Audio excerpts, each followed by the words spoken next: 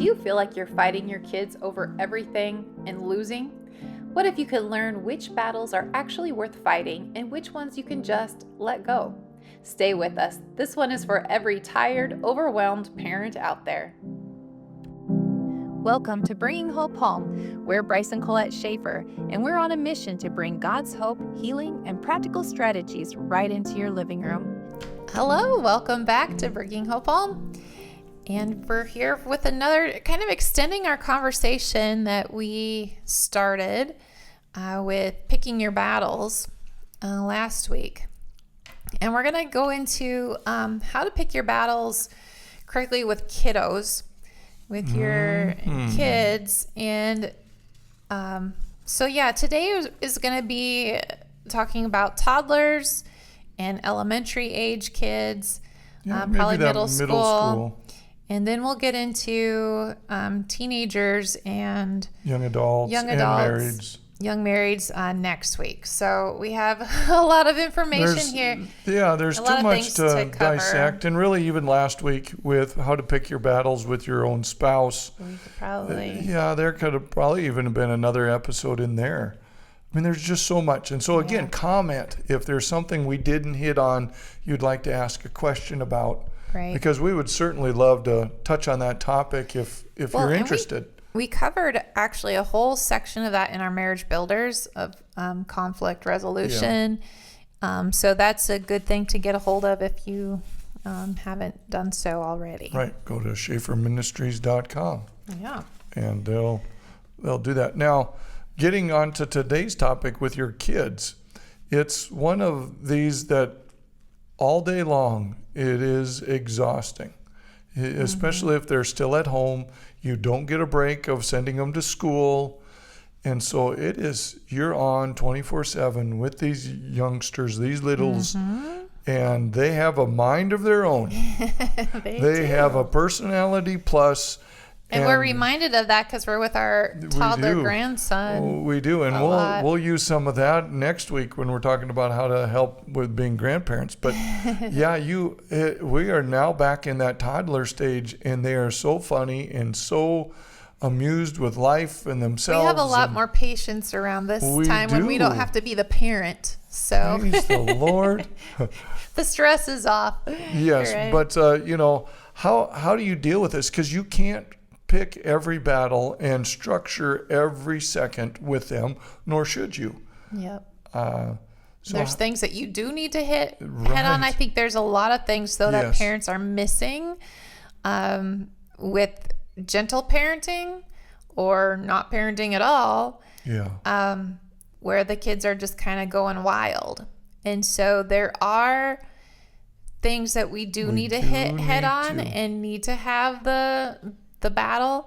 There's ways to do it so we don't have a full-on, battle. And again, with what we're talking about, parenting, it changes. Yeah. How you're going to parent. Every season it changes. Every kid it changes. Yeah. So just know that this is just kind of a guide rope for you. It's not the end-all, be-all. What we're going to say. And I do like Ephesians 6:4. It says, "Fathers, do not provoke your children to anger, but bring them up in discipline and instruction of the Lord." And of the Lord is important. And discipline and instruction. There's two different keys there. Yeah. There's discipline, but then there's instruction.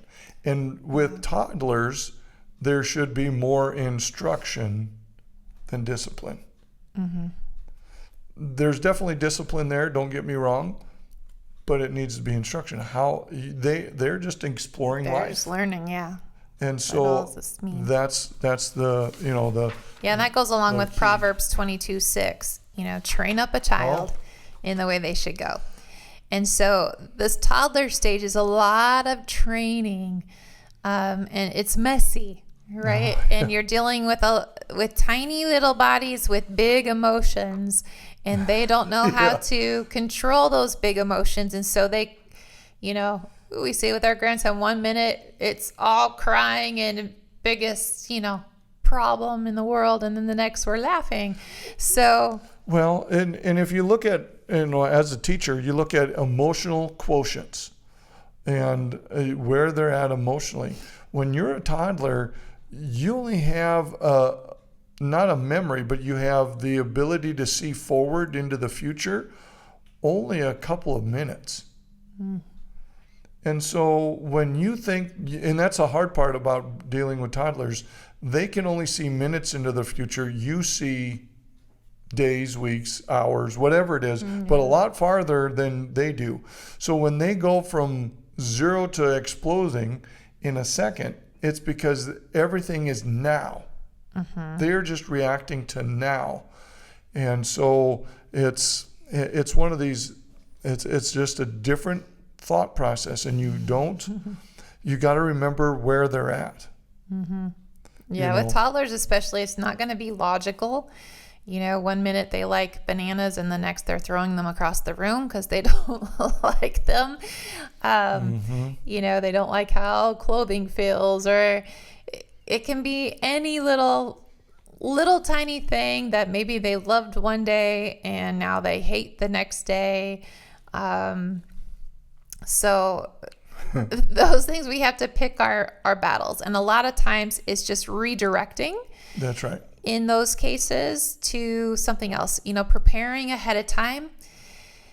One of the big strategies that we would use is we just didn't go shopping or do some of those things when we knew it was going to be nap time.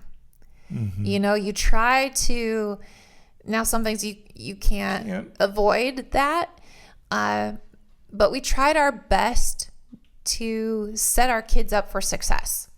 Right? You don't put them in positions where it's already going to be a meltdown. We tried to kind of steer and kind of put some guide rails in there so that we would head off any, tantrum or whatever ahead of time. And then it's about training. And they might not understand totally in the moment, but you do. So you training them, helping them, guide them, again, if they're instant, because that's where they're at, is everything is instant. Well, then, like you said, redirecting them. But that takes effort. You don't let them run amok. You don't let them control you. They do learn that really quick as toddlers. They can control you, but you need to control the situation. Yep. And one of the earliest words that we taught our toddlers in children was obey. And they learn pretty quick, because if you're in a situation that is, they're about to run out in front of a car or whatever, they need to know stop means stop. Your hand in the parking lot. Yep. Stop means stop, that you obey mom and dad. Now, of course, toddlers, when they're first, 1 year old or whatever, they don't understand. So this is more when they're like, and it's training 3. And, but we taught them, we obey. And we use that word a lot. Yeah, especially and again, picking your battles when it's safety concerns. Right. That's key, to get in on their eye level and show them that you are serious, not angry, but serious about these things, and there are consequences to these things. And so helping them at that age, being respectful of things. Things in again, animals in your family. Their big emotions, a lot of times they want to hit. Yep. Well, all you have to do is hold their hand and say, we don't hit. Again, it's not a big discipline, but they need to know those boundaries that, we don't hit mom, we don't hit dad. Like when they're going to go pet something, soft. Yeah, gentle. Touch. So that's a big one. Is just respecting things, people. Don't jumping on furniture, those, standing on stuff. That's not what we do. Now, you do it in your house. Well, I let that go, Pastor Bryce. I get that. But you also have to train them for other places. Yeah, learning the boundaries. Boundaries are huge. Biting would be another one. It's like hitting. Everything goes to your mouth. Toddlers, especially under 1, everything's in your mouth. And so you got to teach them what is appropriate and what's not. Yeah, I remember even nursing my babies, and they go through, moms, you'll understand, they go through a biting phase. And I remember with all of them, I would tap Just tap their mouth and say, that hurts, mommy. No. And with my older one and middle child, when I would just tap and say, that hurts, mommy, their little lip would go out, and they knew, oh, okay, I just got disciplined. I didn't know, of course they didn't know that word, but in our third, he just looked up with a big smile and started laughing. I was like, they're all different. We're in for it. But even that little early stage, right? It's not a big discipline, but it's knowing the boundary. Okay, you can't hurt mommy. That's a no-no. Mm-hmm. And they don't understand no, but they understand and the boundary there. God will give you wisdom on how to help them with boundaries. Yeah. So what things can you let go for toddlers? And one of them is kind of hard. It was hard for me was their clothing choice, especially our daughter. She would like to come out with, our oldest, our son, he liked to be styling and he wanted it a certain way, and I kind of like that. And he still does, and I kind of like his style. So we'll let him pick anytime. And so then you get to the second child, and the second child was a little bit more. She had a mind of her own. It's like, that doesn't even pair well. That's not even acceptable, And then you look at and there's those parents. They're awesome out there, and it's like, well, it is what it is. When they go out, I wasn't that way, but I think So then, what do? You got to find some happy medium ground. Whatever it is, you find your ground. But do you really need that battle? No. Sometimes it was giving them two choices. Today we have to do this. Tomorrow is your day. Anything you want, or whatever, clothes-wise, today we at least have to pick between these two because of what we're doing. Training is key. Mm-hmm. Little messes. That was a hard one on me. I will say messes are hard because my mom was a clean freak, made us, we were just at somebody's house the other day, and one of their grandkids, little young teenagers, were touching the top of the wall, jumping and hitting. And that brought back frightening, shivering, thoughts into my head, because my mom, that we couldn't do that. And then she would give us a pail of soapy water, and if it wasn't even us, it was our friends. And so, but we were picking up after our friends, and we would even rake our carpet. We had a new house at one point. We were raking carpet, not vacuuming, raking the carpet. So those things kind of came up in me. So that was my preference. But minor messes, I wish I would have been a little less stringent on that one. Mm-hmm. So with the toddlers especially. Yeah. So I'm just saying, don't follow in my anal type one. But I see where I'm doing it differently with my grandson and grandsons. Well, and like this verse says, Colossians 3:21, fathers, do not embitter your children, or they will become discouraged. Yes. And sometimes that's what we as parents do. We try to put too much responsibility or too many boundaries on them, or show them it's a mistake, but it's not a mistake for that age, that level. Yeah. And that's okay. Yeah. So I have to know what level they're at. Yeah. And developmental level. So, it would do a lot of good to educate yourself on just their developmental, like what should they be able to. And there's research out there. Yep. Easy. Comprehend and things like that at each level. And I love, there's a Love and Logic book. Yeah. And I can put that link there, but that has a lot of good ideas too of logically in the different age brackets. And it's just about, again, staying calm and not dictating your preferences onto a little person. Yes, they're your little person, and yes, they have your expectations. I'm not saying that. And they are not to be dictating your household. But, again, letting some of that stuff go and just breathe and enjoy, smile. I didn't smile enough, and that toddler stuff was a little bit tough on me.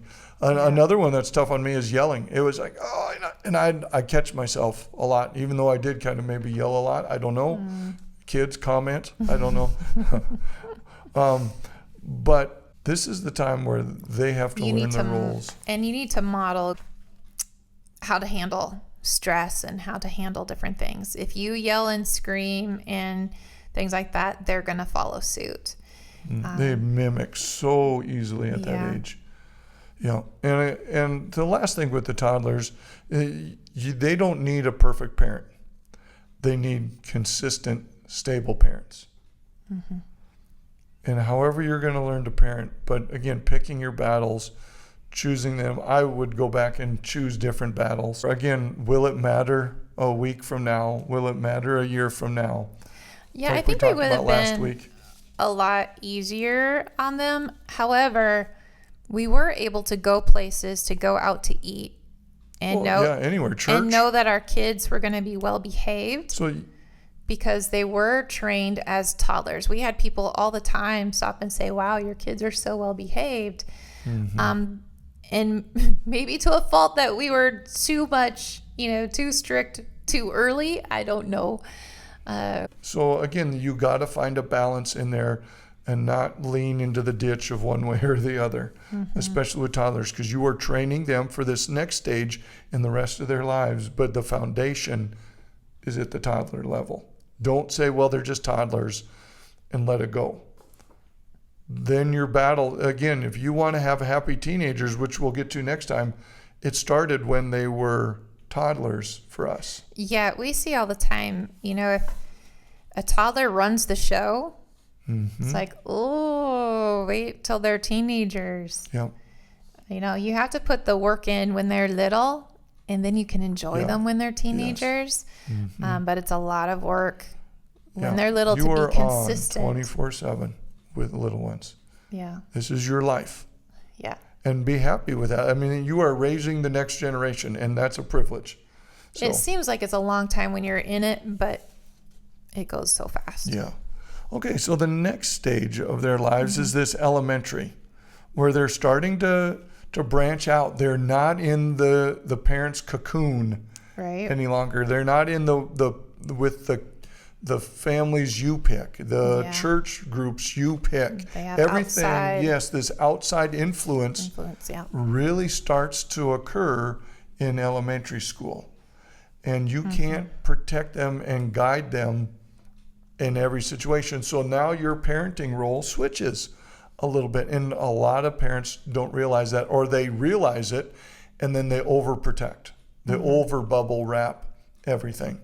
So this stage, that elementary age, is the character building. Who do you want them to be in life? How do you want them to respond to challenges? How do you want them to respond to fun situations? All these things, that's the age of elementary that you get to help mold. And it is so much fun to see the beginnings of this in their lives, because they're going to get hurt, they're going to get knocked down, they're going to have worries, they're going to be able to express their concerns. And so that's where you get to help them learn about honesty and integrity and friendships, good and bad, their emotions, how to handle them, not to, what to let go. All these different things are big. Yep. So let's just get into what is worth the fight, just really quick, good. And then we'll talk about what to handle gently, like what's not so dire, right? So things worth fighting. And by fighting, we don't mean you're going to have this blowout fight with your kid. It means it's worth talking about the extra training, the extra, and not letting it slide. Right? You're going to talk about it. You're going to meet it head on, and there's going to be consequences about these things. Okay. So number one is lying. Yep. And we'll come back and talk about that one, because that's a big one. Disrespect. Ooh. That's one that would get you big time. Big time. Laziness. Yep. Not following through, when you tell them to do something. Bullying. If you catch your kid bullying another kid, that is one to nip in the bud right there. Screen habits.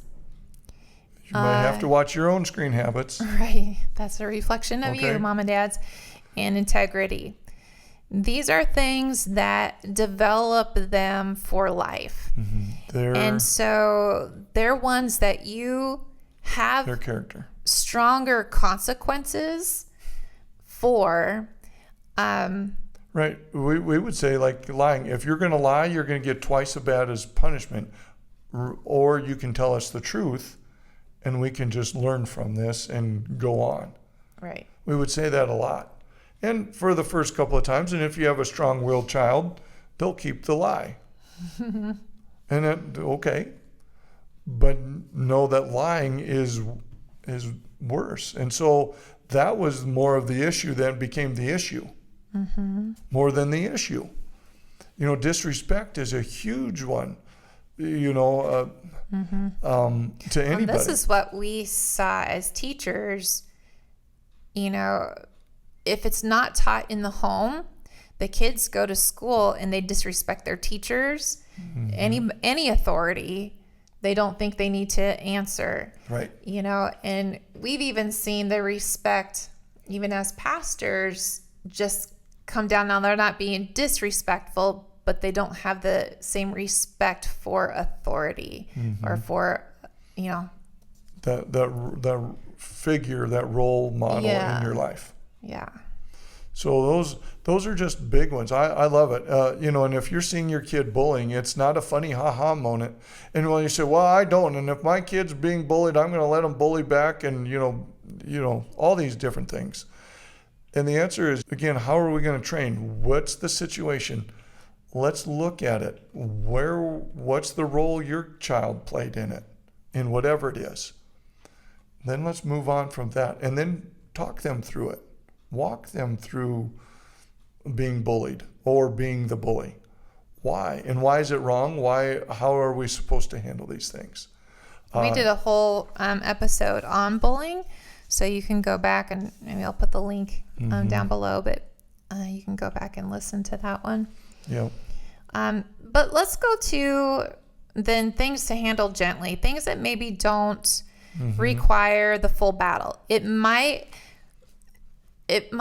be hard for you, your personality, or what your preferences would be, but it's not something to really dig your heels in.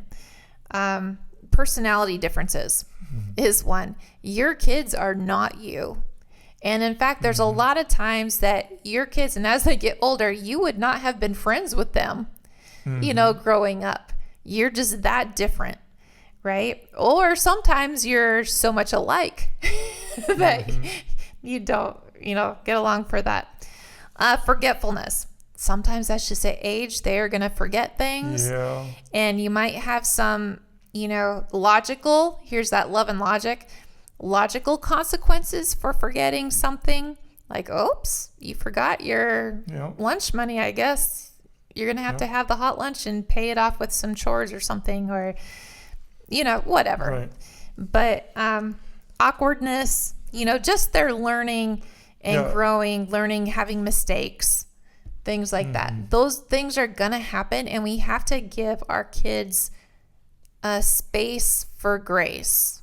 And love them through it. Love them through those situations. Love them through growing, through the awkward. They're already feeling awkward and feeling like they're the only one. Yeah, the only one. So we want to be gentle with those things.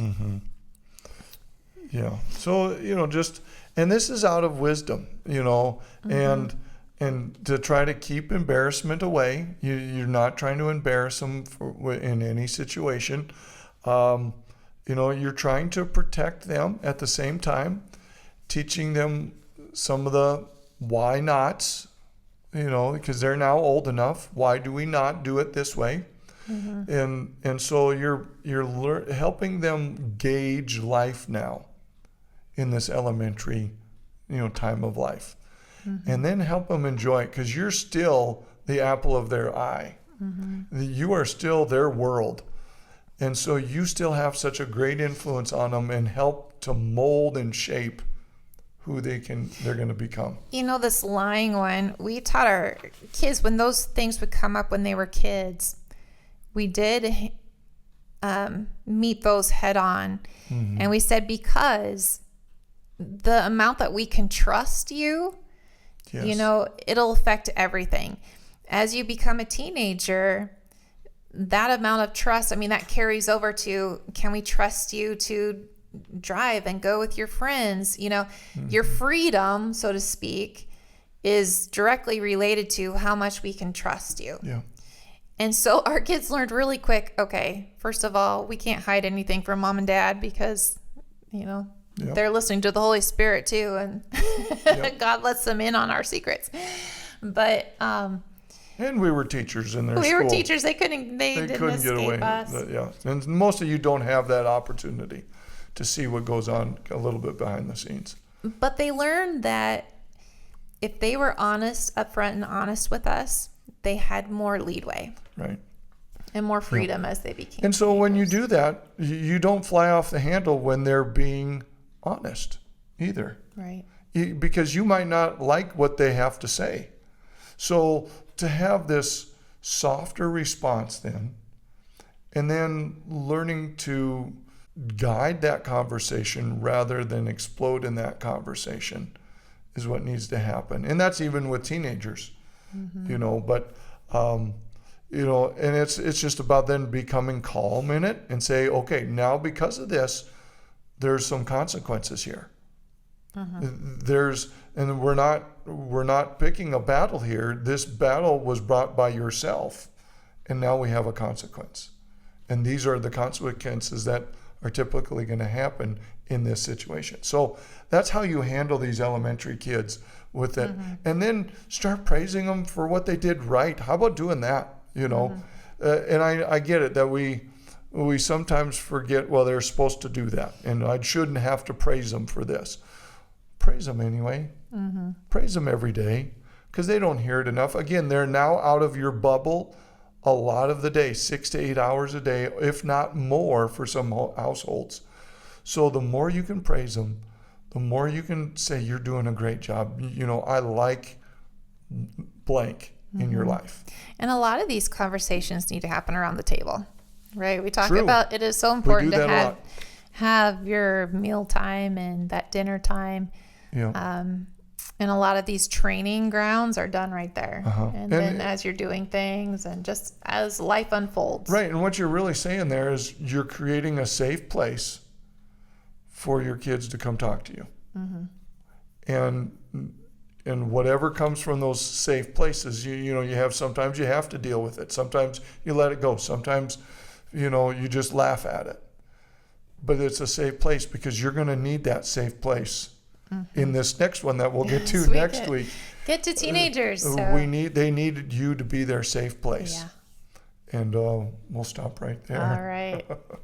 Yeah, good conversation. So, again, if you have other questions, please feel free to put them in.